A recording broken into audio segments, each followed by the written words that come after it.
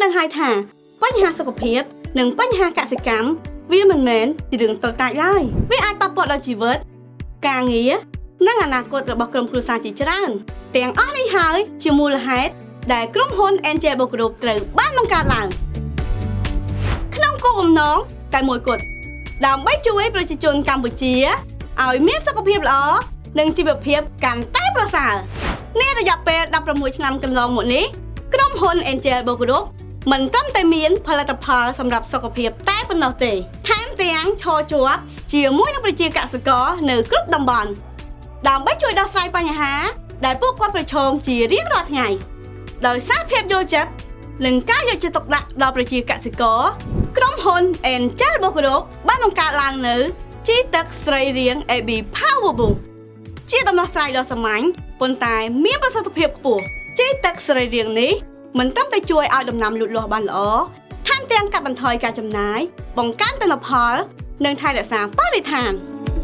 ព្រមទាំងមានការជឿជាក់និងការប្រើប្រាស់ពីបងប្អូនប្រជាកសិករទូទាំងប្រទេសតោះយើងទៅស្ដាប់សម្ដីពិតរបស់បងប្អូនប្រជាកសិករដែលប្រើប្រាស់ជីទឹកស្រីរៀង AB Power Boost ទាំងអស់គ្នាពាក់ព័ន្ធជាមួយនឹងដំណាំម្រេចខ្ញុំមានផលប៉ះពាល់ច្រើនបញ្ហាទី1គឺជំងឺរលួយឫសទី2គឺជំងឺស្លឹករោយដែលមានសត្វដួងស៊ីដើមមួយទៀតគឺជំងឺសត្វល្អិតចៃសឬក៏ទ្រីបនេះវាវាយប្រហារនៅពេលដែលក្តឹបឬក៏ពេលរៀបចេញផ្កានេះគឺវាមានបញ្ហាវាយលុកខ្លាំងបណ្ដាលធ្វើឲ្យម្រេចមួយចំនួនវាអន់ថយបាទពីកន្លងមកខ្ញុំដាំដំណាំទាំងអស់ហ្នឹងឃើញថាវាមិនសូវល្អដោយសារ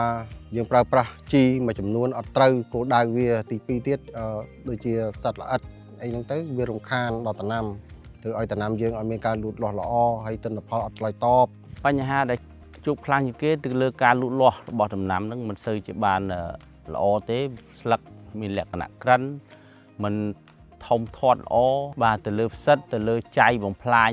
ផ្សេងមកមេឃបំផ្លាញស្លឹកជាពិសេសទៅលើដួងដង្កូវស៊ីរូងដើមហ្នឹងវាបំផ្លាញខ្លាំងនៅក្នុងរដូវវស្សាហ្នឹងដែលធ្វើឲ្យកសិករដូចខ្ញុំនោះពិបាកក្នុងការគ្រប់គ្រងស្វាយខ្ញុំនឹងឯងគឺមានបញ្ហាទី1គឺដីវាក្តាំងបាទដីវាអត់សូវផុសល្អហើយដើមអត់សូវរលោងដែរវារឿងគ្រើមខ្មៅតាមច្វែកមែកវានឹងឬក៏ធៀងដើមតាមតួដើមហ្នឹងហើយបើនិយាយរឿងស្លឹកក៏វាអត់ខៀវរលោងដែរគឺរឿងគ្រើមជាពិសេសគឺអាចចេញអុចខ្មៅនោះតែម្ដងពេលដែលវាចេញត្រួយមកម្ដងគឺវាចេញអុចមកហ្នឹងបងហូរហែដីរឹងក្តាំងធ្វើឲ្យស្រូវហ្នឹងវារឹសវាខ្លីវាអត់បើកយកជីអស់ទេពេលយើងបាចទៅផ្លែបានតិចយើងបាចជីអស់ច្រើនប៉ុន្តែផលមិនជាគាត់ប្រសើរទេដើមវាធំមិនសូវមានកម្លាំងទេវាមួយទៅធំស្គរមកវាអត់ណែនទេកាលពីមុនឡើយគឺខ្ញុំប្រើប្រាស់ទៅលើអាចគោហើយអាចគោទៀតសោតវាមិនតាន់អាចកាច់ទៅជាកំប៉ុស្តអញ្ចឹងនៅពេលដែលខ្ញុំដាក់ទៅធ្វើឲ្យរលួយឫសអញ្ចឹងឥឡូវនេះគឺខ្ញុំឈប់ប្រើអាចគោទៀតហើយពីព្រោះវាធ្វើឲ្យខូចទៅដល់ម្រេចរបស់ខ្ញុំបើអាចគោល្អនឹងយើងប្រើទៅល្អហើយប៉ុន្តែអាចគោពាក្យច្រើនអាចគោសបនិមិត្តបាទគាត់កែប្រែអាចគោហ្នឹងគាត់យកដូចជាកប្លោកដូចជាអីគាត់យកទៅកាច់ធ្វើឲ្យវាកាច់ទៅជារបៀបអាចគោហ្នឹងដឹកខ្ញុំលក់ឲ្យយើងដូចខ្ញុំដាក់ទៅមានណាយកទៅខូចម្រេចខូចខ្ញុំខាត់លើដើមអស់ទៅទៀតខ្ញុំធ្លាប់បានប្រើប្រាស់ទៅលើជីផ្សេងដែលខ្ញុំបានទិញពីផ្សារយកមកប្រើប្រាស់ហើយធ្វើឲ្យដំណាំនឹងវាអត់ទទួលបានផ្លែផ្កាប្រហែលទេ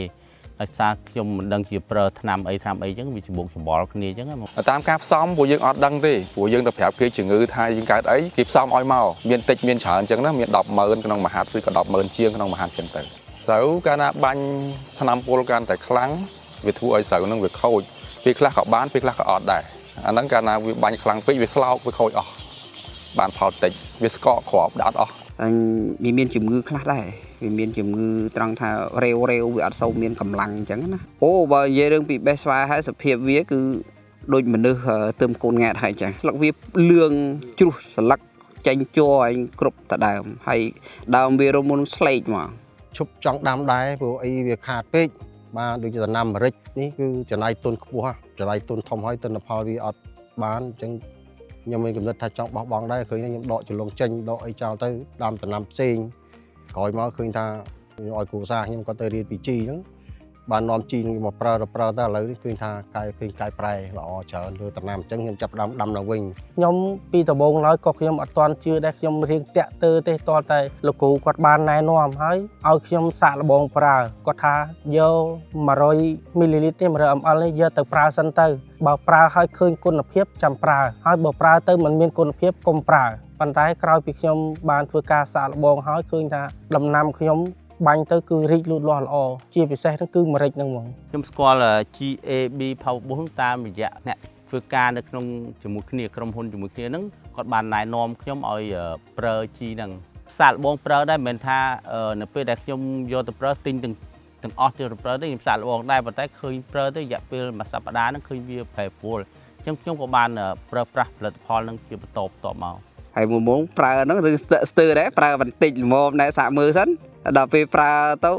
នេះប្រើទៅឬល្អហើយខាងនោះអត់ប្រើវាអត់ល្អដល់ពេលអញ្ចឹងខ្ញុំខាតអស់2ឆ្នាំមុនដែលខ្ញុំបានប្រើហើយខ្ញុំទៅលាក់ដៃវិញដល់ពេលបត់សោតបមួយឆ្នាំ2ឆ្នាំយើងចេះតែស្ទង់ស្ទាបមើលថាមិនហេតុអីបានវាអញ្ចឹងដល់ពេលអញ្ចឹងយើងវាយប្រោស្មើនឹងការចំណាយលុយឲ្យវាចំត្មងទៅអញ្ចឹងគឺយើងបានផលសិនហ្នឹងហើយ ទី1កត្តាជំរុញគឺចិត្តយើងចង់ឲ្យយើងយល់ពីតម្លៃរបស់វាយល់ពីអត្ថប្រយោជន៍របស់វាថាវាអាចនឹងជួយដៃយើងឲ្យកាន់តែល្អប្រសើរជាងមុន ផ្លែកស្លឹកផ្លែកដើមល្អបាទវាឆាប់ធ្វើឲ្យជីនឹងធ្វើឲ្យជំរុញឲ្យរឹសឆាប់ស្រូបយកសារធាតុចិញ្ចឹមដូចអន់តាមមួយអាទិត្យទៅ10ថ្ងៃឃើញប្រែមកវិញល្អហ្មងបាទឃើញធៀងមែកអីស្លឹកអីចេញមកប្រងមកវិញ ក្រោយដែលខ្ញុំប្រើ G Power Boost នឹងមកស្លឹករបស់វាក៏មានលក្ខណៈខៀវធំវែងល្អហើយនឹងការលូតលាស់ឃើញលឿនគ្រប់ថ្នាំងទាំងអស់នៃដំណាំឃើញមានមែកធៀងចេញមកយ៉ាងល្អបានផ្លែច្រើនជាងមុនកាន់ផ្លែហើយសាច់ស្ងួតល្អ ប្រែប្រួលថាម្រេចយើងធ្លាប់តែអន់ធ្លាប់តែលឿងយើងរយៈពេលមួយសប្តាហ៍ក្រោយដែលក្រោយពីយើងបាញ់នេះឃើញថាវាប្រែពណ៌ហើយយើងបាញ់ចាប់ពីលើកទី2ទី3ទៅគឺម្រេចយើងឡើងខៀវហើយអត់មានដូចថាអុចស្លឹកនៅក្រហមអីទៀតទេគឺឡើងលាស់ខ្ចីល្អហ្មងខ្ញុំធ្លាប់ប្រើថ្នាំផ្សេងហ្នឹងគឺថារយៈពេល20ថ្ងៃខ្ញុំបាញ់ម្ដងអញ្ចឹងអត់តន់ដល់ថ្ងៃបាញ់វគ្គទេដល់វគ្គ20ថ្ងៃត្រូវបាញ់ទៀតទេគឺមានពពួកចៃសហើយនឹងសត្វល្អិតសត្វទ្រីបនេះគឺមកទុំនៅលើផ្លែម្រេចលើតងលើផ្កាហ្នឹងហើយប៉ុន្តែក្រោយពីខ្ញុំប្រើ AB Power Boost នេះមកគឺឃើញថាពពួកសត្វអស់នេះគឺកាត់បន្ថយអស់អាលីងសឹងតែលែងមានបើនិយាយពីស្រូវដើមវារឹងស្លឹកវាឈរស្លឹកនៅស្រស់ហើយល្អបានយូរបាទអត់ងាយដួលទេបើដួលក៏ងើបវិញដែរខ្យល់មកវូហើយងើបមកវិញទៀតដាក់គ្រាប់សាច់ដាក់ដល់គល់ល្អណាស់ណែនគ្រាប់ណែនភ្លឺឬវាវែងដកមកទាំងសនំជំងឺបើសិនជាមានចូលស្រែគេខូចស្រែយើងអត់ខូចទេយើងព្យាបាលបានអត់ភ័យទេបើភាពជាមួយស្រែអ្នកចិត្តខាងដែលអត់ប្រើតែជំងឺចូលមកស្លាប់អស់ហើយអត់ងាយកែទេប៉ុន្តែស្រែរបស់យើងគ្រាន់តែឃើញទៅយើងប្រើថ្នាំគប់ស្កាត់វាគឺឆាប់ល្អមកវិញនិយាយពីរឿងការប្រើ GAB Power Boost នេះគឺយើងដាក់ទៅគឺដីនឹងវាផុសល្អបើនិយាយពីរឿងរឹសវាចេញរឹសថ្មីមកហូរហែបាទគឺវាល្អមែនទែនរហូតដល់វាមានកម្លាំងដូចជាដងដែលវាយើងជីកទៅវាចេញទឹកមកហូរអញ្ចឹងវាអត់ងាយអស់កម្លាំងណាស្វាយយើងនៅតែវាមានកម្លាំងរហូតក្នុងមួយធុងសាំងបើយើងបាញ់លើកទី1ប្រើជីនេះចំនួន1លីត្រអញ្ចឹងក្នុងទឹក220លីត្របើសិនជាចាប់ពីលើកទី2ទី3ទៅយើងប្រើតែកន្លះលីត្រទេក្នុងទឹក220លីត្រនេះហើយវាមានសារធាតុ Biostimulant ដែលជួយរក្សាអាកាសធាតុពីខាងក្រៅដែលมันធ្វើឲ្យវាមានជំងឺផ្សេងបើយើងលាយជាមួយថ្នាំសត្វល្អិតទៀតរឹតតែធ្វើឲ្យវាមានប្រសិទ្ធភាពខ្លាំងវាងាយប្រើដោយសារយើងបាញ់តែ2ដងទេយើងបានផលហើយមកកដង4លីត្រហ្នឹងគឺយើងប្រើគ្រប់ហើយតាំងពី5ពូជរហូតដល់យើងបានផលខ្ញុំគិតថាប្រើទឹកជី Power Boost ចំណេញលុយជាងហើយទិន្នផលបានមិនថាមិនច្រើនពេកទេប៉ុន្តែទទួលយកបានដោយសារយើងបានកាត់បន្ថយការចំណាយរបស់យើងមកងាកមកប្រើ Power Boost វិញចំណេញ2ដងរាប់មកទៅគឺមកដងយើងប្រើមកចលងអស់តែ200លុយរៀលហ្នឹងអញ្ចឹងយើង2000ឧទាហរណ៍តើអាចគូមុខយើងប្រើបានដល់ចំណេញដល់ទៅប្រើបានដល់ទៅ10ដងកាត់បន្ថយនៃការប្រើប្រាស់នឹងកាត់ត្រឹម 50% គឺក្នុងការចំណាយខ្ញុំបាញ់មួយចំការខ្ញុំម្ដងចំណាយលុយពី 150000 ទៅ 200,000 រៀលប៉ុន្តែខ្ញុំបដូរមកប្រើ AB Power Boost នេះខ្ញុំចំណាយអស់តែ 45,000 រៀលទេក្នុងមួយចំការរបស់ខ្ញុំអញ្ចឹងឃើញថាការចំណាយហ្នឹងគឺវាតិចហើយនៅពេលដែលយើងលាយជាមួយថ្នាំសត្វល្អិតទៀតបង្កើនប្រសិទ្ធភាពថ្នាំអញ្ចឹងការប្រើប្រាស់ថ្នាំសត្វល្អិតហ្នឹងគឺបន្ថយភាគរយទៀតបើពីមុនតែ5តន10តនអីហ្នឹងទេឡើងដល់20តនជាងអញ្ចឹងយើងឡើងពាក់កណ្ដាលតែបណ្ដល់វគ្គនេះគឺផ្លែគ្រប់ដើមហើយផ្លែអញ្ចឹងទៀត គឺវាអាចចូលដល់40 តន 50 តន បាទនៅពេលដែលបានទិន្នផលខ្ពស់ខ្ញុំសប្បាយចិត្ត សប្បាយចិត្តឃើញដំណាំដែលល្អ មានអារម្មណ៍ថាសប្បាយចិត្ត សប្បាយចិត្តមែនតើ បាទជាចុងក្រោយខ្ញុំថ្លែងអរគុណចំពោះក្រុមហ៊ុន NGO របស់គ្រប់ដែលបាននាំជីផៅបុកដែលខ្ញុំបានយកមកប្រើក្នុងរយៈពេលកន្លងមកនេះឃើញថាល្អធ្វើឲ្យដំណាំយើងប្លែកខុសពីមុន សូមផ្ដាំផ្ញើទៅដល់ម្ចាស់ចម្ការដែលមានចម្ការដូចយើងខ្ញុំដែរហ្នឹងសូមបងប្អូនជួយជាក់ទៅលើជីផៅបុកទៅយកទៅប្រើមិនខុសបំណងទេនៅពេលដែលបងយកទៅសាកល្បងបើសិនជាបងមិនទាន់ជឿទាំងស្រុងក៏បងអាចតំណាក់តំណងដើម្បី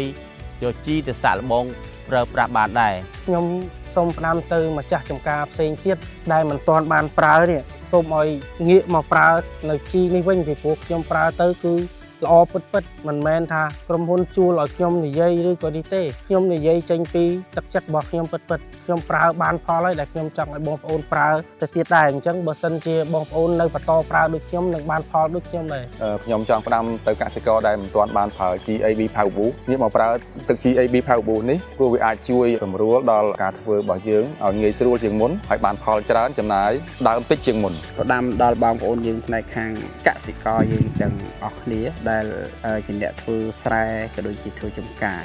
ជាពិសេសគឺដូចជាស្វាយដែលខ្ញុំបានធ្វើផ្ទាល់នេះគឺថាប្រើ GAB Power នេះទៅគឺអត់ខុសបំណងទេ ខ្ញុំជឿជាក់លើ GAB Power ព្រោះធ្វើឲ្យដំណាំរបស់ខ្ញុំលូតលាស់ល្អនិងបានទិន្នផលខ្ពស់ ជីផៅបុកចំណាយតិចចំណេញច្រើន AB Power Boost ចំណាយតិចចំណេញច្រើនបង្កើនទិន្នផល